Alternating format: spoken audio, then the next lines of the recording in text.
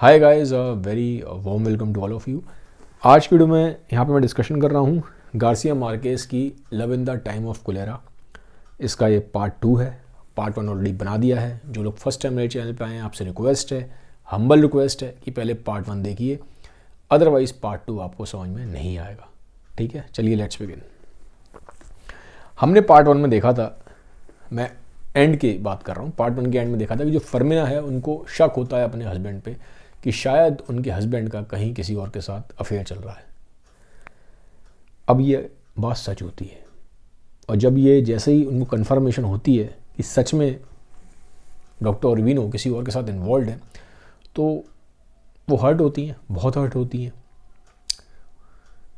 But वो उसके around कोई क्योस क्रिएट नहीं करती। ऐसा नहीं है कि कोई झगड़ा कर रही हैं, कोई रोना पिटना हो रहा है, वो सब नहीं होता। वो चुपचाप उनका घर छोड़ के अपनी दूर के रिश्तेदार के पास रहने चली जाती हैं। करीबन 2 साल तक वो अब डॉक्टर ऑरबिनो से अलग रहती हैं, एक दूसरे घर में रह रही हैं, अपने रिश्तेदार के पास रहती हैं।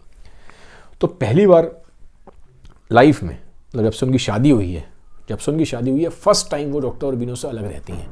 जब वो अलग रहती हैं तो पहली बार उनको इस चीज़ का रियलाइजेशन होता है कि मेरा क्या पर्पस है इस दुनिया में। मतलब ये है कि मेरी क्या आइडेंटिटी है, क्योंकि दुनिया में लोग अभी तो मुझे डॉक्टर ऑरबिनो की वाइफ की तरह जानते हैं कि फर्मिना जो है वो डॉक्टर ऑरबिनो की वाइफ है। बट मेरा खुद का क्या स्टैंड है, मेरी खुद की क्या इंडिविजुअल आइडेंटिटी है। तो ये फर्स्ट टाइम उनको रियलाइजेशन होता है, और तब होता है जब डिस्टेंस आता है। उससे पहले उनको कभी रियलाइजेशन नहीं हुआ था, मतलब रह रही थी वो डॉक्टर ऑरबिनो के साथ। तो पहला तो उनको ये रियलाइजेशन होता है। दूसरा, वो अब फ्लोरेंटिनो के बारे में सोचना स्टार्ट करती हैं। वो उस चीज़ के बारे में सोचती हैं कि क्या होता अगर उन्होंने फ्लोरेंटिनो से शादी कर ली होती। वो सोचती हैं कि उन्होंने फ्लोरेंटिनो को इसलिए रिजेक्ट करा क्योंकि फ्लोरेंटिनो एक बहुत ही इमोशनली इम्पल्सिव इंसान था, इमैच्योर था, सिर्फ ख्वाबी दुनिया में रहता था, एक रोमांटिक वर्ल्ड में, एक आइडल वर्ल्ड में रहता था, प्रैक्टिकल नहीं था। अब डॉक्टर ऑरबिनो प्रैक्टिकल थे, मैच्योर थे, स्टेबल थे। जो रियल वर्ड बोलेंगे हम उनके लिए स्टेबिलिटी थी, अच्छा करियर था, नाम था, शोहरत थी। लेकिन वो सोच रही है कि जब उसने ये वाला ट्रैक चूज़ करा, ये वाला पाथ चूज़ करा, तो उसको एंड रिजल्ट क्या मिला। मतलब उन्होंने बिट्रे कर दिया ना। तो उससे बेटर तो वो सोचती हैं कि अगर क्या मैं फ्लोरेंटिनो के साथ रहती, भले ही उसकी लाइफ में इंस्टेबिलिटी थी, भले ही इमोशनली वो काफ़ी इम्पल्सिव है, उतना मैच्योर नहीं है, उतना स्टेबल नहीं है, बट प्यार तो करता है, और प्यार में बहुत ताकत है। प्यार तो करता है, सच्चा प्यार करता है मेरे से, बिल्कुल लॉयल रहता है मेरे लिए। कितना लॉयल बंदा है मेरे लिए, इतने लंबे लंबे 70 पेज के लव लेटर लिख रहा है, तो कितना प्यार करता है, इतनी मोहब्बत। तो क्या मैंने ग्रेट डिसीजन तो नहीं लिया डॉक्टर ऑरबिनो से शादी करके। तो अपनी लाइफ को ना, जब अब वो डिस्टेंस में है, दूर हुई है ना डॉक्टर ऑरबिनो से, अब वो सोच पा रही है। ये सारे जो उसके दिमाग में थॉट्स आने स्टार्ट होते हैं, क्या सही किया, क्या गलत किया, तो ये सब सोचती है। लेकिन पता है क्या है, जैसा वो सोच रही है फ्लोरेंटिनो के बारे में, फ्लोरेंटिनो ऐसा है नहीं। फ्लोरेंटिनो की भी एक डार्क साइड है, क्योंकि फ्लोरेंटिनो ने हमेशा उनको ये लिखा था, ये आपको मैंने पार्ट 1 में भी बताया था, कि मैं तुम्हारा एटर्नल लवर हूँ। मतलब हमेशा मैं तुमसे प्यार करूँगा, और मैं हमेशा तुम्हारे प्रति वफादार रहूँगा। I will always stay loyal towards you. ये फ्लोरेंटिनो ने बार बार अपने लेटर्स में कंटिन्यूसली फर्मिना को ये बात लिखी थी। तो फर्मिना को यकीन हो गया था कि फ्लोरेंटिनो बिल्कुल आइडल लवर है, बहुत लॉयल रहेगा। लेकिन फ्लोरेंटिनो ऐसा था नहीं। फ्लोरेंटिनो की अपनी एक डार्क साइड थी। डार्क साइड कैसे थी, मैंने आपको पार्ट 1 में भी बताया था। फ्लोरेंटिनो का बहुत सारी विमेन के साथ रिलेशनशिप रहता है। He stays in a relationship with multiple women. But एक चीज़ यहाँ काफ़ी एक अलग तरीके से निकल के आती है, वो ये आती है कि फिजिकली तो वो रिलेशनशिप में रहता है उन वुमेन के साथ, बट इमोशनली कभी भी उनके लिए अवेलेबल नहीं होता, इमोशनली कभी भी किसी के साथ भी कनेक्टेड नहीं है। अब जो वो विमेन है उसके साथ हैं, तो वो उस चीज़ से हैरान होती हैं कि यार ये बंदा इतना इमोशनली कोल्ड कैसे हो सकता है, इतना इमोशनली डिस्टेंट कैसे है। तो सब अपने अपने हिसाब से सोचती हैं कि शायद इसकी लाइफ में कुछ ऐसा हुआ होगा, शायद पास्ट में कुछ इसको ऐसा कहीं कोई बिट्रेयल मिला है, या किसी ने इसका दिल तोड़ा है, या मतलब बहुत तरह के दिमाग में वो आते हैं, कुछ लाइफ में इसकी ट्रेजेडी है, कुछ भी हो सकता है। तो वो अपने हिसाब से गेस करती हैं, पर वो कभी पहुंच नहीं पाती इस रियलाइजेशन तक कि वो फर्मिना से प्यार करता था, क्योंकि फ्लोरेंटिनो ने कभी भी किसी को फर्मिना के बारे में बताया ही नहीं था। तो ये एक चीज़ निकल के आती है कि इमोशनली वो अपने आप को सिर्फ और सिर्फ फर्मिना के लिए बचा के रखता है। लेकिन फर्मिना को तो ये बात बोलता नहीं है कि वो इतनी सारी वुमेन के साथ इन्वॉल्व है। उसको तो यही बोलता है हमेशा कि मैं तुम्हारे लिए ही लॉयल हूँ, ठीक है। तो उसको तो वही पिक्चर दिखाई गई है, ठीक है। तो ये चीज़ निकल के आती है। बट एक चीज़ और भी है, और यहाँ से हमें मालूम पड़ता है कि ह्यूमन नेचर कितना कॉम्प्लेक्स होता है कि फ्लोरेंटिनो जो 50 साल हैं, 50 साल बाद आया ना वो फर्मिना से मिलने, तो 50 साल में उसकी लाइफ में बहुत अप्स एंड डाउन्स हुए हैं, बहुत अप्स एंड डाउन्स हो रहे हैं। और जब भी उसकी लाइफ में डाउन साइड आती है, जब भी उसकी लाइफ में कोई कैटास्ट्रॉफी आती है, जब भी वो टूटा हुआ महसूस करता है, अपने आप को अंदर से हारा हुआ महसूस करता है, तो हमेशा उसको एक विमेन की ज़रूरत पड़ती है, हमेशा उसको एक औरत के कंधे के सहारे की ज़रूरत पड़ती है, दिल को हल्का करने के लिए, रोने के लिए। और ये हमें कैसे मालूम पड़ता है? अब जब 50 साल बाद जब फर्मिना ने उसको अपने घर से बाहर भगा दिया कि तुम जाओ, मैंने वो पार्ट 1 में बोला था कि जब उसके हस्बैंड की डेथ होती है डॉक्टर उर्बिनो की, और उनकी अर्थी उठने वाली होती है, तो फ्लोरेंटिनो के दरवाजे पे पहुंच जाता है। वो कहता है मैं आ गया हूँ तुम्हारे लिए अब, लेकिन वो मना कर देती है, कहती जाओ यहाँ से, चले जाओ, और जब तक मैं ना कहूँ तब तक मत आना। तो अब फ्लोरेंटिनो का दिल टूट गया। 50 साल उसने वेट किया, एक वेट करने की भी एक लिमिट है, एक हद होती है। तो आज भी उसको उसने मना कर दिया, फर्मिना ने उसको मना कर दिया फ्लोरेंटिनो को। तो दिल टूटा हुआ है, बहुत टूटा हुआ दिल है, तो बहुत दुखी है, बड़ा परेशान है। तो जाता कहाँ है पता है आपको? ये देखिए, फिर एक विमेन के पास ही जाता है, एक उसकी फीमेल कंपेनियन होती है, उसके पास जाता है। अब एक चीज़ और दिखाई है, जैसे ही वो फीमेल कंपेनियन उसको गेट पे अपने उसको दरवाज़ा खोलती है, उसको घर के अंदर उसको रिसीव करती है, तो इसको देख के समझ जाती है, सिर्फ उसकी आंखों को देख के समझ जाती है कहीं ना कहीं फिर ये परेशान है, बहुत उदास है। और इस बात को जानती थी कि जो फ्लोरेंटिनो है ना, ये गिवर नहीं है। गिवर समझते हैं मतलब कुछ ये इमोशनली दे नहीं सकता, ये सिर्फ हमेशा अपनी चीज़ों के लिए आता है। वो इस बात को जानती है कि ये सेल्फिश है, ठीक है। वो इस चीज़ को समझती थी कि जब उनको प्रॉब्लम है तो वो उसके साथ अपनी बातें शेयर नहीं कर सकती, क्योंकि उनसे तो इमोशनली डिस्टेंस में रहता है। लेकिन जब उसको खुद को प्रॉब्लम होती है, जब उसको कोई सहारा चाहिए, किसी का कंधे का सहारा चाहिए जिस पे वो अपनी बातें बता सके, रो सके, तो हमेशा मैंने बोला था एक वुमेन को ढूंढता है। तो वो वुमेन इस बात को जानती थी, पहले भी कई बार ऐसा हुआ था। वो समझ जाती है कि ठीक है आज इसको फिर मेरी ज़रूरत है, इसको आज एक कंधा चाहिए रोने के लिए, तो ये मेरे पास आ गया है। बट वो उस चीज़ को एक्सेप्ट कर लेती है कि फ्लोरेंटिनो है ही ऐसा। लेकिन यहाँ पे एक फ्लोरेंटिनो की एक सेल्फिश साइड निकल के आती है, क्योंकि आपको प्रॉब्लम हो रही है तो आप जा रहे हैं, लेकिन जब दूसरे बंदे को प्रॉब्लम है तो आप अवेलेबल नहीं है इमोशनली। तो ये एक फ्लोरेंटिनो की डार्क साइड है, और ये दिखाई देती है यहाँ पे बार बार। तो ये अब देखिए, जो गार्सिया मार्केज हैं ये इस तरह से दिखा रहे हैं कि जो ह्यूमन नेचर है वो फ्लॉड है, उसमें कमियां हैं, इंसान परफेक्ट नहीं है। यहाँ पे चीज़ निकल के आती है बार बार, ठीक है। अब जो फर्मिना है, उनको कंटिन्यूसली बार बार इस चीज़ के बारे में मालूम पड़ता था कि जो फ्लोरेंटिनो है वो ठीक नहीं है। र्यूमर्स उड़ते थे, कहीं उनकी फ्रेंड्स ने बताया, कई लोगों ने बताया कि भाई ये जो फ्लोरेंटिनो जो बंदा है ये इन्वॉल्व विद मल्टीपल वेमेन। वो बंदा है नहीं ऐसा जैसे तुमने अपने दिमाग में इमेज बना रखी है कि बड़ा ही लॉयल है, बड़ा ही वफादार रहेगा और तुम्हारा इटर्नल लवर है। तो उसको कई लोग बताते हैं, लेकिन फर्मिना मानती नहीं है इस बात को। वो कहती है सब झूठ बोलते हैं, ठीक है। तो फर्मिना भी एक काइंड ऑफ एक उसके जो माइंड में एक इमेज है फ्लोरेंटिनो की, वो उसी इमेज को बना के रखना चाहती है, ये भी क्लियर होता है। अब हम वापस आते हैं डॉक्टर उर्बिनो वाले पे। तो कहानी एक्चुअली में क्या ना, ये प्रॉपरली लीनियर कहानी नहीं है। ऐसा नहीं कि स्टेप बाय स्टेप कि ऐसे चल रही है फिर ऐसे, टाइम लाइन ऐसा नहीं है कि पहले साल ये हुआ, दूसरे साल ये हुआ, तीसरे साल ये हुआ, चौथे साल ये हुआ, ऐसा नहीं है। कहानी की स्टार्टिंग ही एक डॉक्टर उर्बिनो की डेथ से हुई है, फिर ये कहानी पूरी बैक ड्रॉप में चल रही है, पीछे चल रही है। तो जैसा कि मैंने आपको बताया, अब वापस हम वहाँ पे आते हैं कहानी में। पीछे मैं आगे पीछे चलता रहूँगा कहानी में। फर्मिना चली गई थी डॉक्टर उर्बिनो से दूर 2 साल के लिए, लेकिन टाइम बीतता है, टाइम एक बड़ा हीलर भी होता है। उसको समझ में आता है कि this is a part of life, you have to accept it. उसको समझ में आता है, तो वो वापस फिर डॉक्टर उर्बिनो के पास चली जाती है।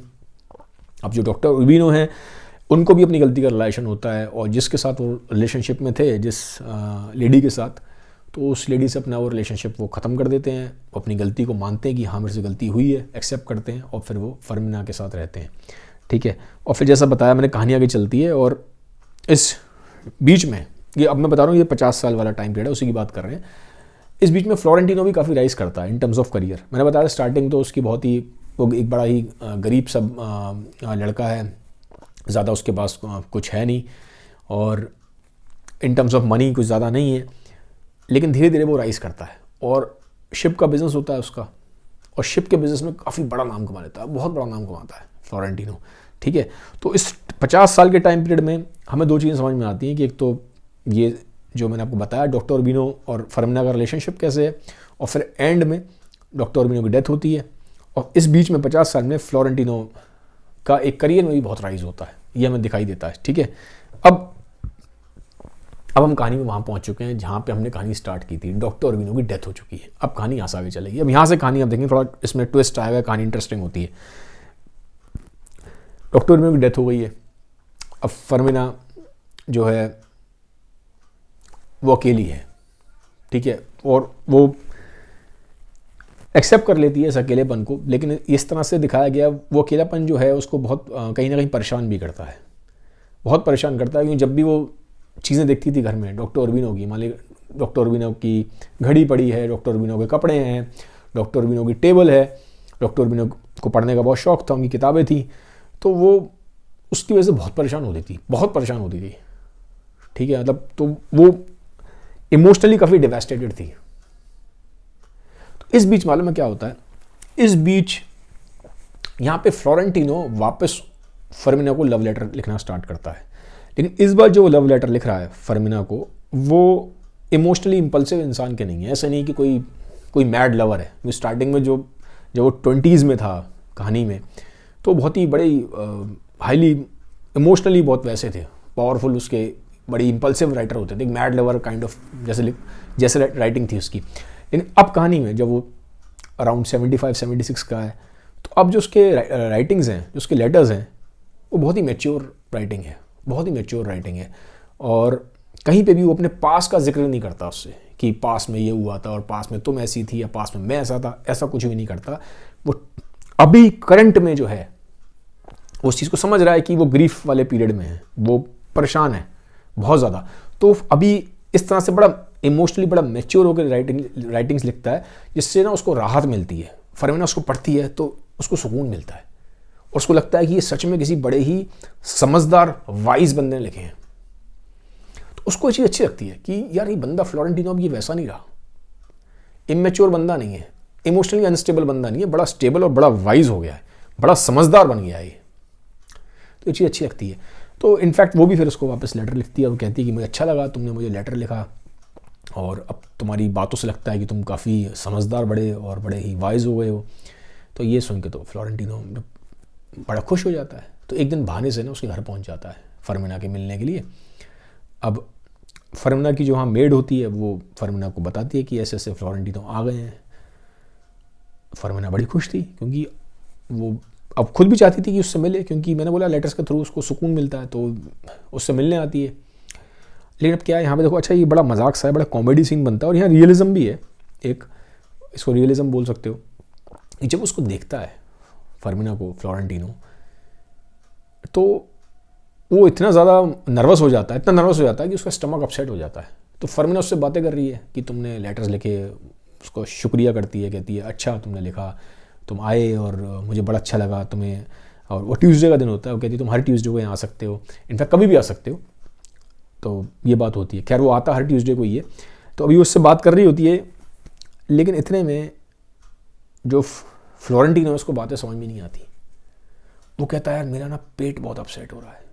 पेट अपसेट क्यों होता है? बड़ा नर्वस है, बहुत नर्वस फील कर रहा है फरमीना के बगल में बैठ के। ठीक है, तो वो कहता है मेरा पेट, अब मैं कुछ वो हूँ, अनस्टेबल सा हो रहा हूँ, अजीब सा कुछ हो रहा है, तो मैं तुमसे बाद में मिलता हूँ, मैं अगले हफ्ते आऊँगा। कहती है ठीक है एज यू विश।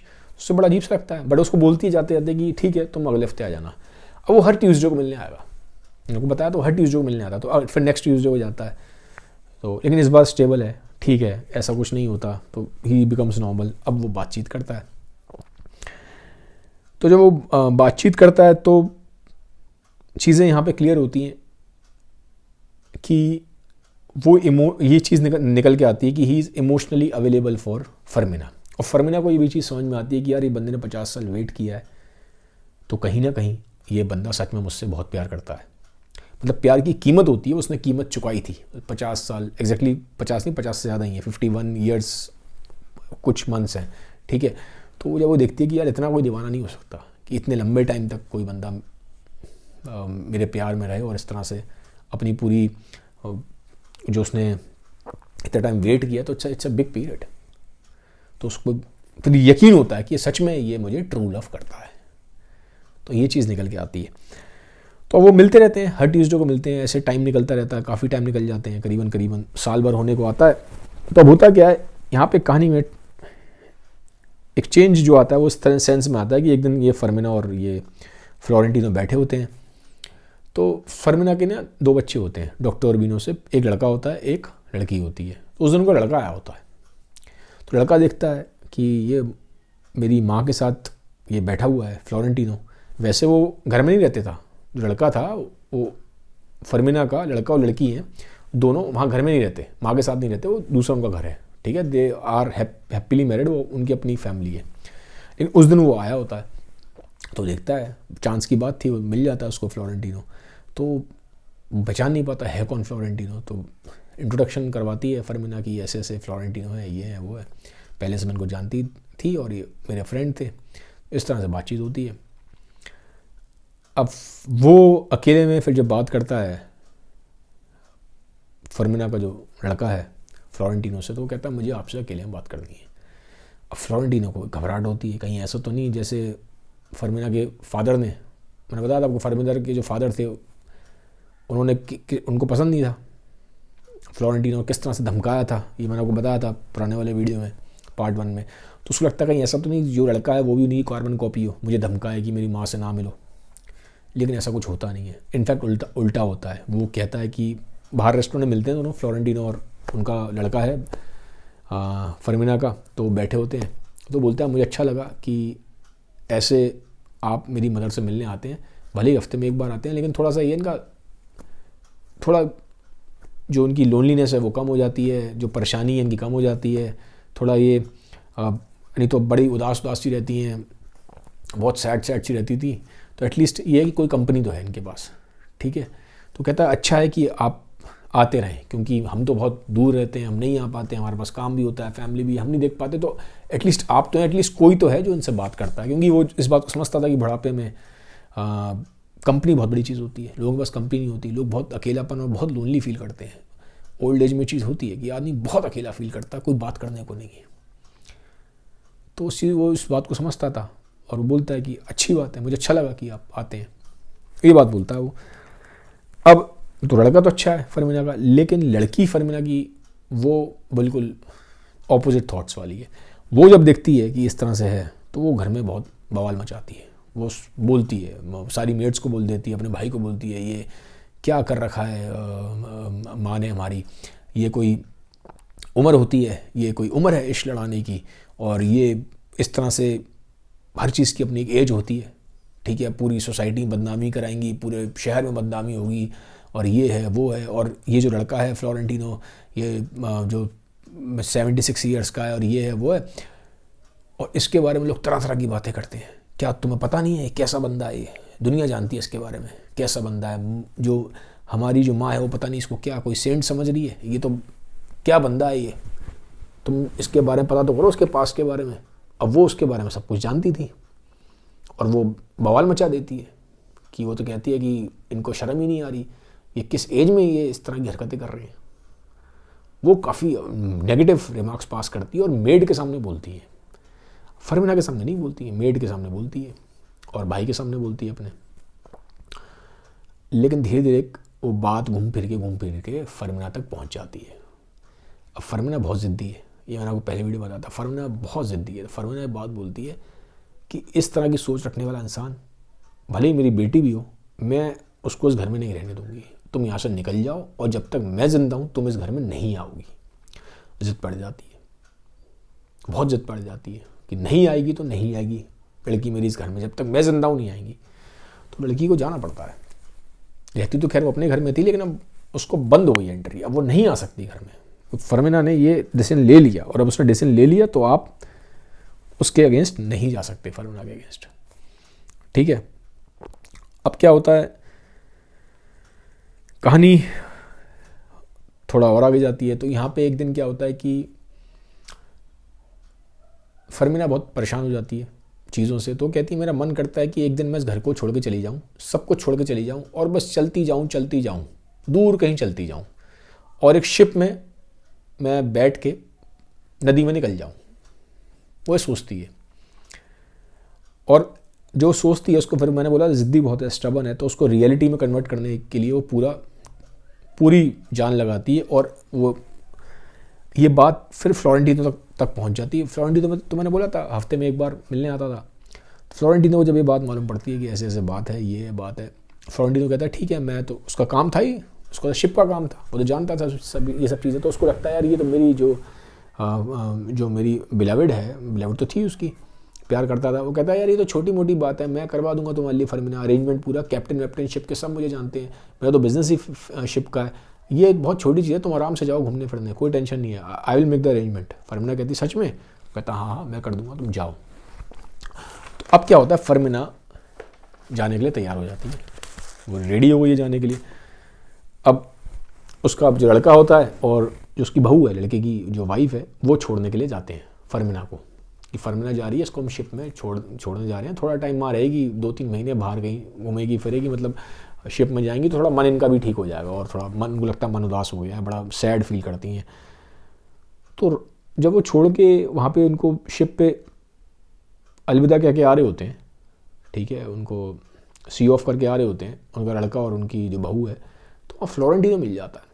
और फ्लोरेंटिनो को देख के बड़ा हैरान होते हैं, क्योंकि ये तो डिसाइड हुआ नहीं था कि फ्लोरेंटिनो भी जाएगा, लेकिन फ्लोरेंटिनो कह रहा है मैं भी जाऊँगा।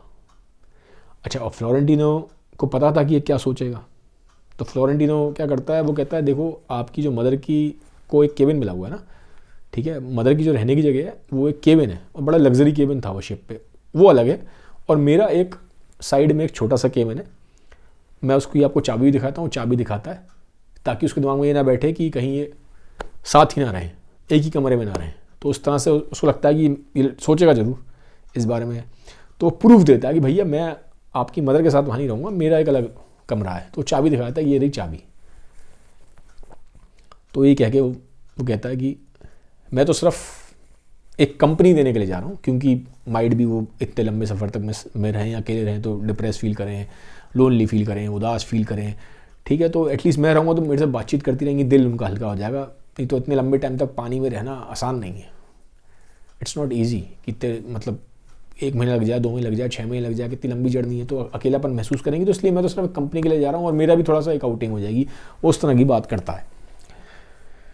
अब जो लड़का है, जो अभी तक तो दिखा रहे थे ठीक है, लेकिन जैसे ही वो देखता है कि फ्लोरेंटिनो के साथ जा रहा है, तो उसका चेहरे के हाव भाव चेंज हो जाते हैं, और जो उसकी वाइफ है उसके चेहरे का हाव भाव देखती है, और उसको बोलती है कि तुम भी अपनी बहन की तरह सोचते हो, क्योंकि उसकी जो बहन थी वो तो बहुत इस चीज़ के अगेंस्ट थी, फ्लोरेंटिनो फरमीना के रिलेशन के।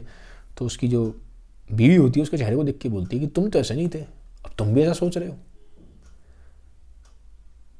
ठीक है। तो उसके चेहरे के एक्सप्रेशंस हैं वो चेंज होते हैं, ठीक है। खैर, अब होता क्या है कि चले जाते हैं फरमीना और फ्लोरेंटिनो दोनों, उसमें एक शिप होती है, बड़ी सी शिप है, उसमें बैठ के चले जाते हैं, उसमें और भी बहुत लोग होते हैं, ठीक है। वो बैठ के एक नदी है, उस नदी में निकल जाते हैं, लंबी जर्नी है काफ़ी। अब वहाँ ना एक शिप में आप में केबिन के बाहर एक पूरा एरिया होता है, डेक एरिया, तो खाली पूरा एरिया होता है, तो वहाँ जाके रात के टाइम में कुर्सी पे वो फरमीना बैठ जाती है। अब फरमीना वहाँ बैठी है तो वो सोच रही है और परेशान है, काफ़ी दुखी है, वो डॉक्टर उर्बिनो के बारे में सोच रही है कंटिन्यूसली। वो अभी वो उसको सब याद आ रहा है कि ऐसे थे उर्बिनो, ऐसे थे, ये था, ऐसा था हमारा रिलेशनशिप, सब कुछ याद करने की कोशिश कर रही है। No, she is feeling very sad, she is feeling very lonely. और जब ऑब्वियसली एक नॉस्टैल्जिया भी होता है, क्योंकि पहली बार इस तरह से घर से अकेले नदी में उतने लंबे टाइम तक के लिए दूर जा रही थी, वहाँ किसी को जानती भी नहीं थी, सब अजनबी थे। लेकिन वहाँ पे फिर वो फ्लोरेंटिनो पहुँचता है, फ्लोरेंटिनो पास बैठता है, और वो जानता था, बोलता नहीं है, सिर्फ उसकी प्रेजेंस होती है वहाँ पे, ताकि एटलीस्ट उसको फरमीना को ये ना लगे कि वो अकेली है। ठीक है, इस जर्नी में और कोई है नहीं उसके साथ, क्योंकि अकेलापन आदमी को परेशान करता है। तो ठीक है, उसके होने से वहाँ सुकून मिलता है, फ्लोरेंटिनो वहाँ पे है, उसको सुकून मिलता है। और फ्लोरेंटिनो भी कोई किसी को जल्दबाजी में नहीं है, ऐसा नहीं है कि उसने देखा कि फर्मिना यहाँ अकेली है तो किसी भी तरह से उसको एडवांटेज लेने की कोशिश करी हो, ऐसा नहीं है। तो मतलब ही इज़ वेरी मैच्योर, बड़ा काम सा बंदा दिखाया है। वो सिर्फ वहाँ पे है ताकि उसको इस चीज़ का रियलाइजेशन ना हो कि वो अकेली है। मतलब ही इज़ ऑलवेज देयर। आप देखें, मतलब पूरी कहानी में दिखाया जा रहा है बार बार, मतलब जो पूरे 50 साल का टाइम पीरियड है तब से एंड तक वो हमेशा एक, और वो बोलती हुई फर्मिना कि ये मेरी परछाई है, मेरी परछाई की तरह हमेशा मेरे साथ रहता है, परछाई की तरह रहता है। तो अब वहाँ पे क्या होता है, फिर दिन निकलते जाते हैं। तो कई बार ऐसा होता है डांस वगैरह पार्टीज़ भी हो रही हैं, इस तरह कुछ लोग म्यूज़िक वगैरह बजा रहे हैं और लोग बातें कर रहे हैं। तो एक दिन क्या होता है, बड़े खुश से होते हैं, ठीक है, थोड़ा म्यूज़िक वगैरह बज रहा होता है, तो फ्लोरेंटिनो और फर्मिना वहीं होते हैं ओपन डेक पे, तो खुश वगैरह काफ़ी खुश होते हैं। तो उतने में वहाँ पे एक दिन ना फर्मिना को एक बंदा ऐसा दिखाई दे जाता है जो वो जिसको जानती थी, कोई होगा मतलब उसी के टाउन का। तो एकदम से फिर ना दिखाया रिएक्शन, वो अपने केबिन में चली जाती है रोते हुए। तो फ्लोरेंटिनो समझ में नहीं आता कि ऐसा क्यों है, मतलब वाई शी इज़ क्राइंग, एकदम से क्या हुआ। तो मालूम पड़ता है फर्मिना बोलती है, मैं नहीं चाहती कि कोई भी बंदा थर्ड पर्सन हम दोनों को साथ देखे, क्योंकि फिर उसको लगेगा कि यार ये कैसी लेडी है, अभी उसके हस्बैंड की डेथ हुई और किसी और के साथ वो यहाँ पे है। तो वो चीज़ जो है ना उसको परेशान करती है, मतलब she is unable to come out of that thing, वो नहीं आ पाती। मतलब जो प्रेशर है उसके ऊपर सोसाइटी का दिखाया गया है, मार्केट्स दिखा रहे हैं, वो नहीं आ पा रही है उस चीज़ से बाहर। खैर, अब कहानी आगे जाती है, चीज़ें ठीक होती जाती हैं, उसको समझ में आता है फर्मिना को कि फ्लोरेंटिनो का जो प्यार है वो सच्चा है प्यार, और वो हमेशा उसके लिए इमोशनली वहाँ पे अवेलेबल है। कहानी में एक जगह ये होता है कि उन दोनों के बीच में फिजिकल रिलेशनशिप बन जाता है। अब यहाँ आप मार्केस का जो राइटर है उसका रियलिज्म देखो, कैसा दिखाया उसने कि जब वो दोनों एक दूसरे को नेकेड देखते हैं, और ऑब्वियसली दोनों एजड हैं, शी इज़ 72, ही इज़ 75, 76, तो जब वो देखते हैं एक दूसरे को, ठीक है, तो वो जो ओल्ड एज वाली जो बॉडी है, तो उसको देख के एक उनको जो एक सडन रिलाइशन होता है फ्लोरेंटिनो और फर्मिना दोनों को कि यार यही वो इंसान है जिससे हमने प्यार किया था जब वो 2021 की एज में थे। आप समझ गए, 2021 की एज में आप प्यार कर रहे हैं उस इंसान से। आज आपको वो इंसान मिल रहा है 72, 76 की एज में, and they both are without clothes.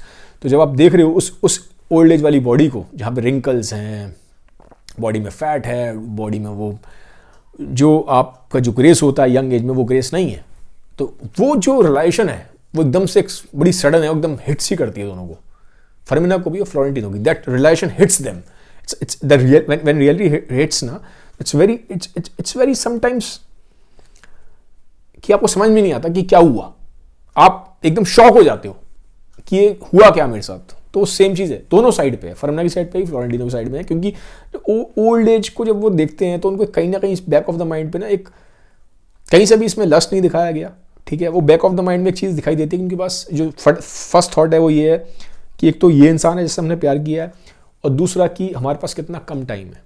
जो डेथ का रिलेशन है वो कंटिन्यूसली इसमें हॉन्ट कर रहा है, ठीक है, डेथ को एक बैक ऑफ द बैकग्राउंड में डेथ है, स्टार्टिंग की कहानी की डेथ से हुई है।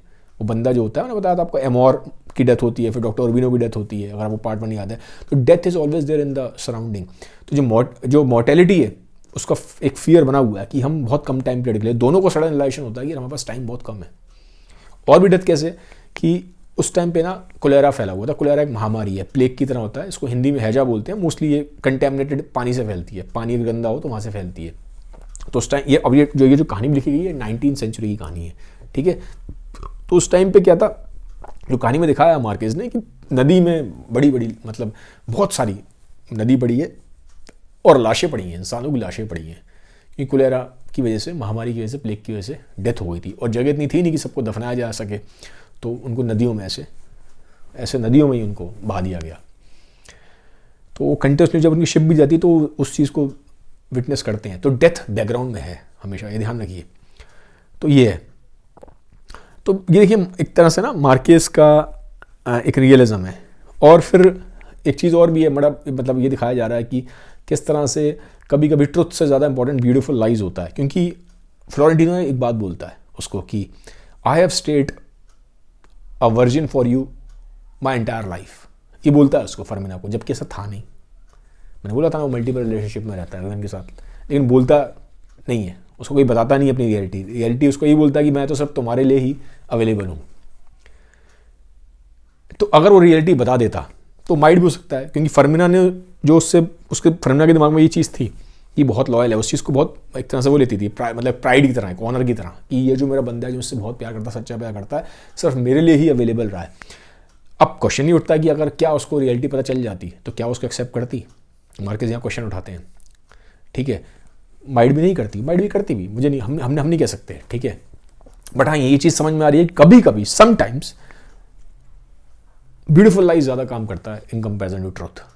और जब वो ये बात बोल रहा है उसको, तो he is also thinking about Fermina, कि क्या फर्मिना कभी आउटसाइड मैरिज उसने कभी किसी के साथ रिलेशन बनाया है, वो उसके बारे में भी सोच रहा है, क्योंकि वो जानता है कि वो तो झूठ बोल रहा है, इंटरनली तो जानता है, तो हो सकता है शायद फर्मिना ने भी कभी ऐसा कभी उसका कुछ रहा हो, लेकिन बट एक्सेप्टेंस है उसके अंदर, एक्सेप्टेंस है, ठीक है। और फर्मिना भी ये बात जानती है कि अब वो स्टेज पे है लाइफ में कि उसको नहीं पता कि कौन सा मोमेंट आपका आखिरी हो सकता है, ओल्ड एज है, तो एक लाइफ में एक्सेप्टेंस आ जाती है, ठीक है। तो ये दिखाया गया है। और फर्मिना को ये भी बात समझ में आती है कि अब वो वापस उस ज़िंदगी में नहीं जा सकती। कई बार जब बात होती है कि हम इस शहर में रहेंगे, इस शहर में रहेंगे, तो उसको ये बात समझ में आती है कि वापस जाना अब उसी ज़िंदगी में उसके लिए डेथ जैसा है। और बोलती है मेरा वापस जाना it's like death for me, तो मैं अब यही मतलब अब तुम्हारे साथ एक नया लाइफ ही स्टार्ट करना चाहती हूँ। फर्मिना फ्लोरेंटिनो को ये बात बोलती है। और प्यार है, बहुत ज़्यादा प्यार दिखाया गया एंड में दोनों के बीच में, कि इमोशनली बहुत ज़्यादा एक दूसरे के लिए अवेलेबल है, एक दूसरे के मतलब बहुत केयर कर रहे हैं। और इस चीज़ को मतलब कोई उसमें कोई वैसा एक यंग एज वाला पैशनेट लव नहीं है, ठीक है, एक अलग तरह का उसमें वो एक मैच्योरिटी, एक स्टेबिलिटी वाला वो दिखाया गया है। तो यहाँ ये दिखाया गया है कि जो कैप्टन है, जो शिप चला रहा है, वो उस चीज़ को देख रहा है, इन दोनों की पूरी जर्नी को। तो वो बोलता है कि मतलब काफ़ी टाइम हो जाता है, महीनों निकल जाते हैं, कि अब ये आप कब तक चलते रहेंगे, क्योंकि उस शिप पे अब सिर्फ वो दोनों रह गए थे। और उस शिप पे उन्होंने एक झंडा लगा दिया था येलो कलर का, जो एक साइन था कि कोलेरा है, ताकि कोई उनको बार बार लोग डिस्टर्ब ना करें कि अकेले शिप कहाँ जा रही है, क्योंकि फ्लोरेंटिनो ने यही आइडिया दिया था कि हम लंबे टाइम तक इस शिप पे रहना चाहते हैं, बस हम ऐसे ही घूमते रहेंगे, ठीक है। तो लोग आपको डिस्टर्ब ना करें और पूछे ना, ये इतना प्रॉब्लम्स ना हो, तो आप एक झंडा लगा दो येलो कलर का, विच इज़ अ साइन कि कोलेरा फैला हुआ है, तो लोग पूछेंगे नहीं ज़्यादा। एक तरह से आप क्वारंटाइन में हो कि इस शिप को हम छेड़ेंगे नहीं, यहाँ पे कहीं ना कहीं कोई ऐसा बंदा है जो कोलेरा से सफ़र कर रहा है, ताकि वो लंबे टाइम तक ऐसी दोनों, वो उनका घर ही बन गया शिप एक तरह से। तो कैप्टन पूछता है उससे आगे फ्लोरेंटिनो से कि मैं मानता हूँ कि आप दोनों प्यार में हैं, आप दोनों लवर्स हैं, और उस चीज़ को एक्नॉलेज करता था, ही एक्सेप्टेड देयर रिलेशनशिप। वो कहता लेकिन एक बात तो, कब तक तुम ऐसे ही बस मेरे को बोलते रहोगे कि शिप में मैं यहाँ चला जाऊँ, वहाँ चला जाऊँ, यहाँ चला जाऊँ। तो ये जो आंसर देता है ना फ्लोरेंटिनो, यहाँ से उसकी डेप्थ दिखाई देती है लव की फर्मिना की तरफ। वो ये है, कैप्टन पूछता कब तक ऐसे ही मैं शिप में आप दोनों को लेकर घूमता रहूँगा। फ्लोरेंटिनो कहता है फॉर एवर, हमेशा के लिए। तो यहाँ से आप देखिए जो फिर बात हुई आती है, उसने बोली थी ना ये बात कि मैं तुम्हारा एटर्नल लवर रहूँगा फर्मिना को लेटर में, वो बात प्रूव होती है। और क्योंकि जब वो देखिए वो जब ये बात बोल रहा है ना, फ्लोरेंटिनो बात बोलता है फॉर एवर, तो उसकी आंखों में एक चमक है, और वो चमक वो जिस इंटेंसिटी से बात कर रहा है उसमें मतलब उसकी जो ऐसा लग रहा है कि पूरी लाइफ की एनर्जी उसकी आंखों में आ गई है। समझ रहे, एक मोमेंट ऐसा होता है जब आदमी की पूरी लाइफ की एनर्जी एक जगह कंस्ट्रक्ट हो जाती है। तो उसने इतनी पावर से मतलब आंखों में उसके इतना कॉन्फिडेंस है ना कि फर्मिना भी उसकी आंखों में देखती है, उसको बोल रहा है, और कैप्टन भी देख रहा है कि ये बोल रहा है फॉर एवर, तो उनको लगता है कि सच में सच बोल रहा है, और सच बोल भी रहा था। वो इतना उससे प्यार करता भी था फर्मिना से। वो कहता है मैं हमेशा के लिए फर्मिना के साथ इस शिप पे रह सकता हूँ। तो कैप्टन आप चलो, forever I am with Fermina on this ship, मैं हमेशा इस शिप पे रह सकता हूँ। तो बहुत स्ट्रॉन्ग कॉन्फिडेंस है उसकी बात में, ठीक है। उसकी आंखों में ही पूरी लाइफ एनर्जी आ गई है। वो चीज़ रीड करती है, फर्मिना भी रीड करती है, कैप्टन भी रीड करता है। यहाँ पे कहानी खत्म हो जाती है। अब कुछ चीज़ें और मैं बताऊंगा, कहानी तो यहाँ पे खत्म हो चुकी है, पूरा पार्ट हो गया। जो थोड़ा लिटरेचर में और इंटरेस्टेड है वो और सुन सकते हैं। गार्सिया मार्केज का क्या हुआ था कि जैसे जो उन्होंने नोबेल प्राइज़ जीत लिया था, नोबेल प्राइज़ जीतने के बाद उन्होंने कहानी लिखी है। नॉर्मली क्या होता है, माना जाता है कि अगर राइटर ने नोबेल प्राइज़ जीत लिया तो उनका बेस्ट वर्क हो चुका है, ठीक है। तो काइंड ऑफ एक राइटर्स ब्लॉक आ जाता है कि नोबेल प्राइज़ तो जीत चुके थे, और मोस्टली नोबेल प्राइज़ जिताने में 100 Years Solitude का काफ़ी बड़ा रोल था, ठीक है। क्योंकि क्या होता है, नोबेल प्राइज़ ना खाली किताब के लिए नहीं मिलता, हमेशा एक चंक ऑफ वर्क के लिए मिलता है, काफ़ी सारे वर्क के लिए मिलता है, लेकिन उसमें सबसे एक वर्क हमेशा सबसे ज़्यादा इंपॉर्टेंट होता है, वो था इनका 100 Years of Solitude, जिसकी वजह से बहुत ज़्यादा फेमस हो गए थे, बहुत ज़्यादा फेमस हो गए थे। ठीक है, नोबेल प्राइज़ से पहले ही ये फेमस हो गए थे गार्सिया मार्केस, और ये एक टाइम पे इतने फेमस थे, मैंने आपको बताया था कि आधे घंटे के इंटरव्यू के लिए 30 लाख रुपये लेते थे, 30 मिनट के इंटरव्यू के लिए 30 लाख। और ये तक बोला जाता था कि अगर आपके पास गार्सिया मार्केस जैसा राइटर है, जिस कंट्री के पास गार्सिया मार्केस जैसा राइटर है, वो कंट्री में रेबल्स पैदा कर सकता है। गार्सिया मार्केस की राइटिंग में इतनी ताकत है, वो कंट्री में रेबल्स पैदा कर सकता है, वो कंट्री में सिविल वॉर करवा सकता है, वो 2 कंट्रियों को आपस में लड़वा सकता है। इस लेवल का है गार्सिया मार्केस राइटर, कोई छोटा मोटा राइटर नहीं है। पिछले 100 साल में जितना फेम गार्सिया मार्केस को मिला है, किसी को नहीं मिला। बहुत बड़ा सेलिब्रिटी गार्सिया मार्केस, बहुत बड़े सेलिब्रिटी थे। नोबेल प्राइज़ मिलने से पहले ही थे, तो नोबेल प्राइज़ मिलने के बाद तो मतलब 4 चांद लग गए उनके ना फेम में। तो 100 Years of Solitude का वर्क उनका हो चुका था, और मोस्टली जो उनकी कहानी आप देखेंगे उसमें जो एंडिंग है वो थोड़ा सा ट्रेजिक की तरफ जा रही थी, क्योंकि रियलिज्म तो रखते ही हैं, मैजिक है इनके उसमें, मैजिकल रियलिज्म है लेकिन रियलिज्म भी है, तो थोड़ा सफरिंग ट्रेजिक की तरफ जाती थी। लॉस और मीनिंग ऑफ लाइफ ये काफ़ी बड़ा थीम रहा है इनके वर्क्स में। लेकिन फिर ये इनको चीज़ लगी थी कि यार मुझे ना कुछ थोड़ा पॉजिटिव एंडिंग भी दिखानी चाहिए, थोड़ी होप भी देनी चाहिए, और थोड़ा मैं लव के ऊपर भी लिखूँ। लेकिन लिखना ये उसको बड़ा डिफरेंट तरीके से चाहते थे, और खुद इनके अंदर एक ओल्ड एज का फियर भी था, क्योंकि ये बूढ़े हो रहे थे, इनके अंदर भी ओल्ड एज का फियर था। तो जब ओल्ड एज इनकी पास आती थी तो इस चीज़ को सोचते थे, इस क्वेश्चन को, क्योंकि इनको लव के ऊपर लिखना था, और ये नॉर्मल लव स्टोरी नहीं लिखना चाहते थे। नॉर्मल लव स्टोरी क्या होता है, उसमें जो लवर्स होते हैं वो जवान होते हैं, यंग होते हैं, हमेशा हमने ये देखा है। ठीक है, तो ये चाहते थे कि जैसे अब खुद की एज बढ़ रही थी तो इनको रिलेशन हो रहा था मॉर्टेलिटी का, डेथ पास है, तो इनको ये भी था कि क्या जो लव है सिर्फ वो यंग लोगों के लिए, और अगर ओल्ड लोग प्यार करते हैं तो सोसाइटी कैसे रिएक्ट करती है, और अगर ओल्ड लोग प्यार करते हैं तो उनका प्यार कैसा होता है, क्या वो पैशनेट होता है, क्या वो इम्पल्सिव होता है, क्या वो स्टेबल होता है, क्या वो बहुत मैच्योर होता है, क्या वो फिजिकल होता है, क्या वो इमोशनल होता है, स्पिरिचुअल होता है। तो वो इन क्वेश्चंस के थ्रू घूम रहे थे। और क्या जो प्यार है, ठीक है, क्या वो उसको हम एक सिंगल डेफिनेशन में बांध सकते हैं कि हाँ यही प्यार है, या वो एक बड़ा स्पेक्ट्रम है। तो ये सब इनके दिमाग में क्वेश्चन थे, इसी के अराउंड उन्होंने कहानी बनाने की कोशिश करी। सेकंड, ये कहानी इनकी एक आप कह सकते हो इनकी पर्सनल लाइफ में भी इनकी इंस्पिरेशन है। वो कैसे है कि जो इनके पेरेंट्स थे, जो इनके फादर थे, वो समझ लो काइंड ऑफ फ्लोरेंटिनो जैसे थे, क्योंकि वो उनकी मदर से, और जो इनकी मदर थी समझ लो फर्मिना जैसी थी। तो जो उनके फादर थे उनको इनके नाना जी, मतलब जो इनकी मदर के फादर थे, वो लाइक नहीं करते थे। वो कहते थे कि ये जो गार्सिया मार्केस के जो फादर हैं, ये इतने कोई इनके स्टेबल काम नहीं है, और ये मेरी लड़की को इतनी अच्छी ज़िंदगी नहीं दे पाएगा, तो मना कर देते हैं, वो लाइक नहीं करते। लेकिन जो उनकी मदर हैं, वो अपनी फादर के विशेस के अगेंस्ट, मतलब नाना जी के अगेंस्ट इनके, वो जाती हैं और शादी करती हैं। ठीक है, और वो जो उनके फादर है वो भी काफ़ी उस टाइम पे बड़े बड़े पैशनेट लवर होते हैं, वो शादी करते हैं। ठीक है, तो एक तो यहाँ से आ रहा है, एक इनकी पेरेंट्स की लाइफ है, वहाँ से इंस्पिरेशन निकला है। सेकंड क्या था कि एक बार इन्होंने एक न्यूज़ पढ़ी थी गार्सिया मार्केस ने, कि इटली में एक नाव में 2 कपल थे, ठीक है, और ओल्ड कपल था, एक मैन और एक वुमेन, ओल्ड थे वो। तो वो हमेशा साल में एक दिन वहाँ पे मिलते थे, इटली में एक नाव में रहते थे। ठीक है, पूरा दिन साथ रहते थे। तो एक बार न्यूज़ आई थी कि वो जो नाव वाला था, उसने सिर्फ बहुत कुछ चंद पैसों के लिए उन दोनों को मार दिया, और ये फिर बाद में खुलासा हुआ कि वो जो कपल थे, दोनों की आपस में शादी नहीं हुई थी, दोनों की अपनी अपनी फैमिलीज थी। तो अब क्या करा गार्सिया मार्केस ने, उन्होंने अपनी मदर वाली और फादर वाली की स्टोरी ली, लेकिन मदर फादर की स्टोरी में तो शादी हो गई थी और ठीक रहा सब कुछ। तो उन्होंने बोला कि मैं शादी नहीं दिखाऊंगा, जो मैं अपनी कहानी में कपल बनाऊंगा, फ्लोरेंटिनो जो फर्मिना बनाया, उन्होंने कहा मैं शादी नहीं दिखाऊंगा, क्योंकि वो कहते हैं अगर शादी मैंने दिखा दी उनकी तो कहानी खत्म हो गई, फिर तो मैं बनाऊंगा क्या इसको आगे।